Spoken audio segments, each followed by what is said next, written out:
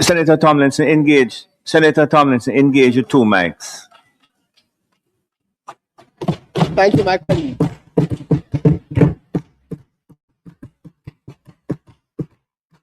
Thank you, Mr. President. Senator Tomlinson, go ahead, please. Thank you, Mr. President. As I speak today, I do so fully conscious that I represent in part a generation of Jamaicans whose voice is not always reflected in decision making in this chamber. Young people, and I'm so pleased that the students from Carmack are here with us, and I'm very sure that they can associate themselves with the statements that I will make today in terms of our generation having a voice in decision making in this chamber.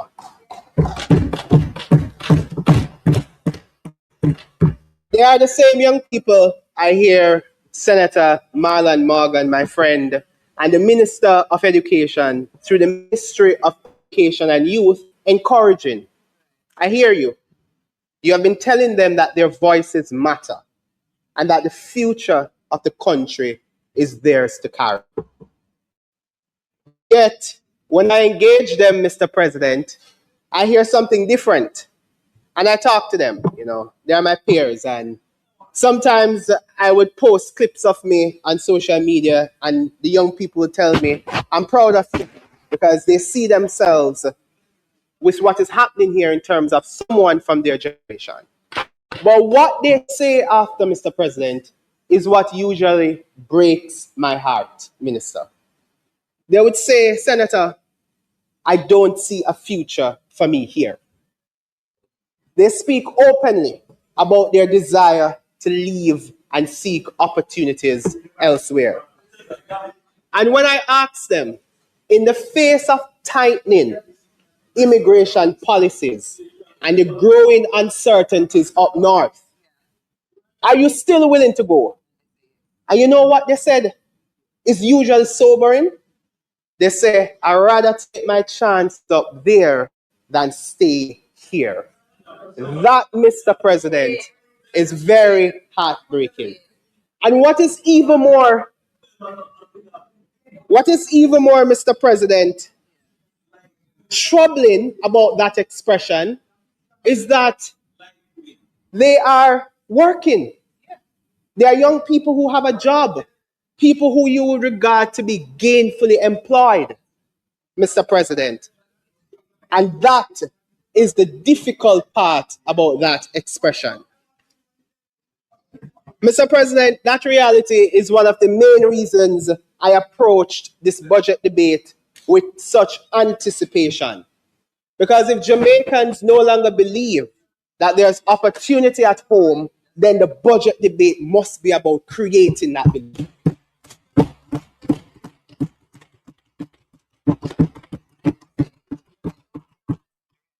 Mr. President, reality is also one of the reasons I've taken seriously the responsibility given to me when the leader of the opposition invited me to serve in the Senate and appointed me as spokesperson, deputy spokesperson for productivity, efficiency, and competitiveness. It is from the standpoint of these core portfolio areas that I intend to make my contribution today. Because if we're serious about improving the lived experience of our people, fixing these structural issues cannot be optional. It is a necessary prerequisite for a better economy. I listened carefully to the government's presentation in the lower house, hoping to hear a clear and compelling vision for the future. A vision that would speak directly to those Jamaicans who are willing to be on the run in another man's country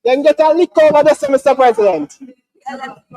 Mr. President, we in this chamber, Mr. President, Mr. President, I want to continue. Mr. President. We in this chamber know that any project that is to be executed by the government, whether directly from central government, you know this, Senator Keith Duncan, whether through the central government or through the public body's estimates, it must be reflected in either one of these books, Mr. President. That's where the resources are allocated. Mr. President, in the absence of them, in the absence of that estimate, then we can reasonably conclude, Mr. President, that they are not intended to be rolled out in the upcoming fiscal year, Mr. President. And we cannot attach any degree of credibility to those announcements. Fourth, Mr. President, is the issue of financing. And this is particularly important because the government itself has been quick to ask the opposition how to finance its proposals. But what is good for the goose must be good for the gander. I refer to the package of financing from international partners. But, Mr. President, that financing is not guaranteed. Senator Small Ferguson did an excellent job at letting us know that that financing is not guaranteed, Mr. President. And where we get it, and you know this, Senator Duncan, where we get it, most of it is debt. If these projects were to be executed or to be financed through that facility in the near term, we would expect to see an indication in the government's medium-term fiscal and debt projections. But when I look at the fiscal and projection, Mr. President, it is projecting a decline in the debt to GDP ratio, which reasonably tells us, Mr. President, that those projects are not expected to be financed from that international package, which is mostly debt. So, Mr. President, when you take all of this together, the re-announcements, the absence of timelines, the lack of presence in the estimates, and the uncertainty around financing, it becomes difficult to attach a high degree of credibility to these project announcements. And this is not about opposing development. I am for development, but we want clarity, transparency, and alignment between what is announced, what is actually budgeted, and what is delivered to the people of Jamaica. I turn quickly, Mr. President, because I want to finish my rebuttals so I can get to the articulation of that vision for Jamaica. So I want to talk about NARA a bit. Mr. President, to be fair, the government has identified a long-standing constraint within our economy. That's the pace and efficiency with which major projects are executed. That is not a new issue. It is one that has affected the public investment, the private sector expansion, and ultimately the rate at which we can grow the economy. In that context, the proposal to establish a National Reconstruction and Resilience Authority represents an attempt to address this challenge. And I'm fair in my analysis. I'm very fair. So, Mr. President, credit must be given to where credit is due. But, Mr. President, so any serious attempt to improve execution deserves careful consideration. However, when examined through the lenses of efficiency and institutional reform, there are important concerns that must be addressed. First, Mr. President, while we make a diagnosis of the problem, and the Prime Minister did so very accurately, his diagnosis is incomplete. The issue is not simply about processes that are slow and fragmented. It is the underlying systems, the incentives, the institutional capacity within the public sector that are not aligned to support timely and efficient execution. Mr. President, these are systemic issues. Here's the part, and I know you're listening, and I know you're proud of me, Senator, Minister. These are not systemic issues. Creating a new authority not in itself resolve these systemic issues, Mr. President. And there's an obvious risk that rather than fixing the system, we are creating a parallel one. We're creating a parallel one, Mr. President. NARA is described as not being about bureaucracy. It's described as this is not another bureaucracy. Yet it is being given special powers, a central coordination role, the ability to bypass existing processes. Along this side, Mr. President, or alongside this, Mr. President, the government has proposed FAST, And trust me, there are so many acronyms I can't keep up. You have FAST, you have SPEED. Last year they said they had ASPIRE. It seems as if ASPIRE has now expired, Mr. President, because I can't keep up with the acronyms. It's a government of acronyms, Mr. President. I can't keep up. Yeah. Mr. President, we must consider sustainability. Here's the thing about Naira, and I don't think you all know over there. We must consider sustainability. The Prime Minister has indicated that Naira will operate a sunset clause of 5 years. That makes this question even more important. What happens at the end of that period? If the core systems of government remain unreformed, do we simply turn to the same inefficiencies that we're trying to escape today when that sunset clause for Naira comes into effect? Mr. President, a temporary solution cannot substitute for permanent institutional reform. And fourth, Mr. President, there's a critical issue of integrity. Listen, I know you have significant challenge with this word, integrity. So listen up. Mr. President, there's a critical issue with accountability and integrity in execution. The government has indicated that Naira will have accelerated powers in relation to approvals and procurement, and FAST Jamaica will facilitate large-scale investment through expedited processes, including, in some cases, direct engagement with investors. While the speed is important, it cannot come at the expense of transparency and accountability. To be clear, Mr. President, the announcement of an oversight body and the indication that it will be chaired by well-known professors is a positive step. He's a distinguished Jamaican with an international reputation for excellence, and his investment should be given confidence. But, Mr. President, strong individuals alone cannot substitute for strong systems. Given the number of issues relating to public procurement and project execution that have been raised by the Auditor General about this particular government, the Jamaican people are entitled to a clear understanding of the guardrails, Mr. President, that will govern this new framework.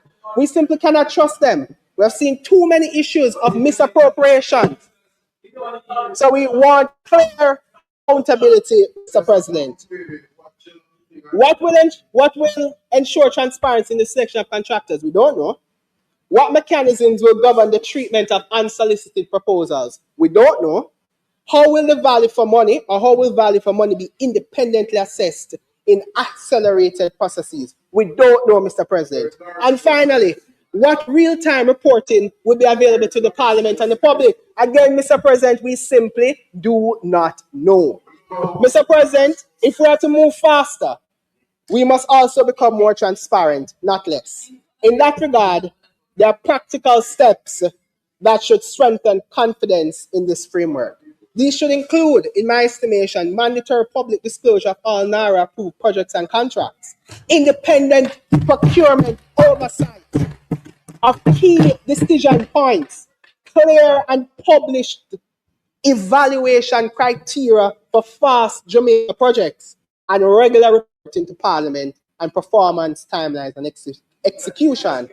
Because, Mr. President, we simply cannot trust those on that side with the government's treasury trust. Mr. President, I want to turn quickly to productivity. It's a core area of my portfolio that the leader asked me to serve as deputy spokesperson.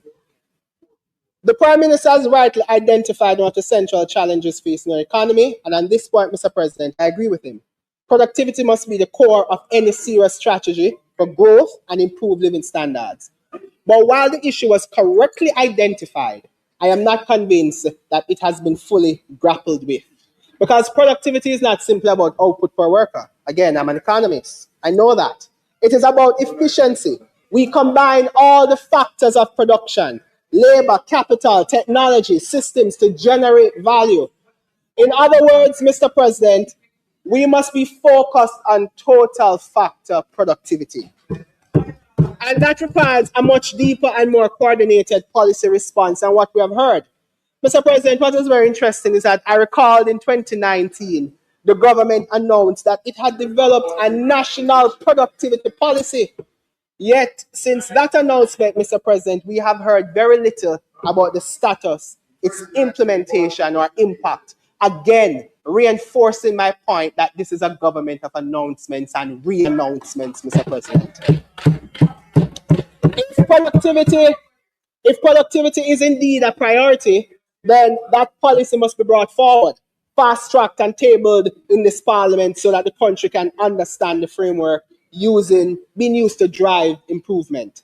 Mr. President, the Prime Minister also made a point in relation to wages and productivity, and I hear Senator Duncan taking this on.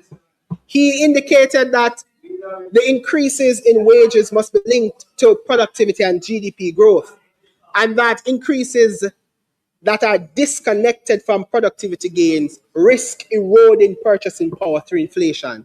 That's a very valid and important point. But, Mr. President, that principle cannot stand on its own. It must be supported by systems, because if we are to link compensation to productivity, particularly in the public sector, then we must have a credible and transparent performance management framework that allows us to measure output, track efficiency, and reward performance. At present, those systems are not sufficiently developed to support the kind of linkage that is being proposed by the government. So while the principle is sound, Mr. President, the institutional framework required to operationalize it is still lacking. Mr. President, when we speak about productivity, we must also confront the real everyday constraints that limit the efficiency of our workforce. One of the most significant of these constraints is transportation. Trust me, it was difficult for me to come down here this morning when I left Mona. Every day, Jamaicans spend hours in traffic commuting from communities like Papine to New Kingston, from downtown to Half a Tree, from Spanish Town into the corporate area. Journeys, Mr. President, under normal conditions should take a fraction of time, are routinely being doubled and even tripled.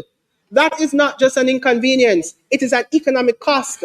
And I know some of you with your blue lights over there, you don't experience this. So because you have your blue lights to transport you, you don't feel as if you must address the challenge. Because you have your blue lights to transport you, while average Jamaicans sit in traffic for hours, Mr. President.